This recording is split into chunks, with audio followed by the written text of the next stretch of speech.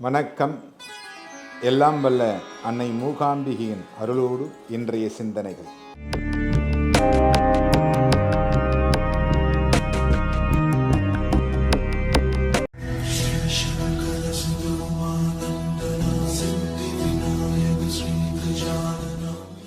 வீரராகவ பெருமாள் திருவள்ளூர் சென்னைக்கு அருகாமையில் இருக்கக்கூடிய திவ்ய தேசங்களில் ஒன்று.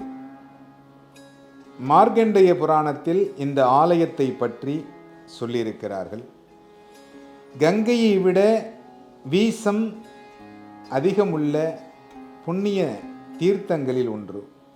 மனதால் நினைக்கின்ற பாவங்கள் கூட இந்த குளத்தில் குளித்தால் போய்விடும் அப்படின்னு சொல்கிறாங்க. அந்த அளவிற்கு இந்த புண்ணிய தீர்த்தம் உள்ள ஒரு குளம். ஆடி அமாவாசை, தை அமாவாசை போன்ற நாட்களில் இங்கே வழிபாடு பித்ருக்கடன், ஏன்னா கங்கையை விட புனிதமான இடம் அப்படிங்கிறதுனால இந்த ஆடி அமாவாசை அன்று இந்த கோயிலுக்கு சென்று பிதிர்க்கடன் நீர்க்கடன் செலுத்தினீர்களே ஆனால் உங்களுடைய முன்னோர்களுடைய சாபத்திலிருந்து விடுபடலாம் அப்படின்னு சொல்றாங்க. இந்த பெருமாள் உருவாகிய கதை அப்படின்னு ஒன்று இருக்கு. ஒரு முனிவர் தவம் இருக்கிறார். பல வருடங்கள் தவம் இருந்து கொண்டிருக்கிறார். அந்த முனிவர் தவம் இருந்து கொண்டிருக்கிற பொழுது அந்த தவத்தை கலைத்து ஒரு நாள் இறைவனை வழிபாடு செய்யலாம் அப்படின்னு நினைக்கிறார். உடனே வழிபாடுகள்லாம் செய்து முடிச்சுட்டு பிரசாதம், மாவு பிரசாதம் வைத்து இறைவனுக்கு பூஜித்து அந்த குளக்கரையிலே வழிபாடுகளை முடித்து கொண்டு அமர்ந்திருக்கிறார். யாராவது வந்தால் ஒரு விருந்தாளிக்கு உணவு கொடுத்துவிட்டு அதன் பிறகு நாம் சாப்பிடலாம் என்று ஒரு வயோதிகத்தில் இருக்கக்கூடிய ஒருவர் வருகிறார். அவர் சுவாமி, அன்னம் கிடைக்குமா? மாவு இருக்கிறது, சாப்பிடுகிறீர்களா? சாப்பிடுகிறீர்கள். உடனே இவர் எடுத்து கொடுக்கிறார். பாதி மாவு எடுத்து அவர்கிட்ட கொடுக்குறார். கொடுத்த உடனே அவர் சாப்பிட்றார். சாப்பிட்டு முடித்தோடனே இவருக்கு இன்னும் கொஞ்சம் சாப்பிடணும் போல இருக்கு. திரும்பவும் கேட்குறார் அந்த முனிவர்கிட்ட, இன்னும் கொஞ்சம் மாவு கிடைக்குமா? அந்த முனிவரும் அன்புள்ளம் கொண்டு அந்த மாவை எடுத்தாந்து கொடுக்குறார். கொடுக்குற பொழுது அந்த பவ்யம் அப்படிங்கிறது ரொம்ப முக்கியம்.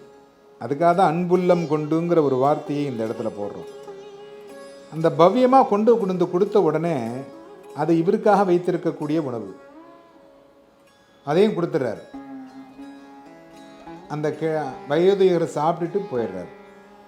மீண்டும் மறுநாள் காலையிலிருந்து இவர் மீண்டும் தவம் செய்து கொண்டிருக்கிறார். சில வருடங்கள் தவம் செய்து முடித்து திரும்பவும் தவத்திலிருந்து எழுந்து மாவு தயார் செய்து சுவாமிக்கு படைத்து யாராவது விருந்தாளி வருவார்களா என்று காத்திருக்கிறார். அதே வயோதிக நண்பர் வருகிறார். நன்றாக இருக்கிறீர்களா? நன்றாக இருக்கிறது. அன்னம் கிடைக்குமா? மாவு அன்றைய போல் வைத்திருக்கிறீர்கள், வாருங்கள். மாவு சாப்பிட்றார். சாப்பிட்டுட்டு அவர் எவ்வுள் அப்படிங்கிறார். எந்த இடத்துல படுக்கிறது? உள்ளே படுத்துக்கொள்ளலாம் பாருங்கள் அப்படின்னு சொல்லி உள்ள போய் படுக்கிறார். 5 அடி உயரத்திலே அனந்த சயனத்தில் பெருமாளாக காட்சியளிக்கிறார். அதை பார்த்தோன்னே இவருக்கு, இந்த முனிவருக்கு ஆனந்தம். ஏன்னா சுவாமி நீங்க தேடி தேடி போறதை விட அவர் வரணும் படியிறங்கி. உன்னுள் சுவாமி அனுக்கிரகம் செய்ய வேண்டும் என்றால் நீ அந்த சுவாமியினிடத்திலே அன்பு கூர்ந்திருக்க வேண்டும். எங்க அன்பு கூர்ந்திருக்கணும்? சிவபெருமான் யாருக்கெல்லாம் அடிபணிகிறார்? அடியாருக்கும் அடியாராக இருப்பேன்.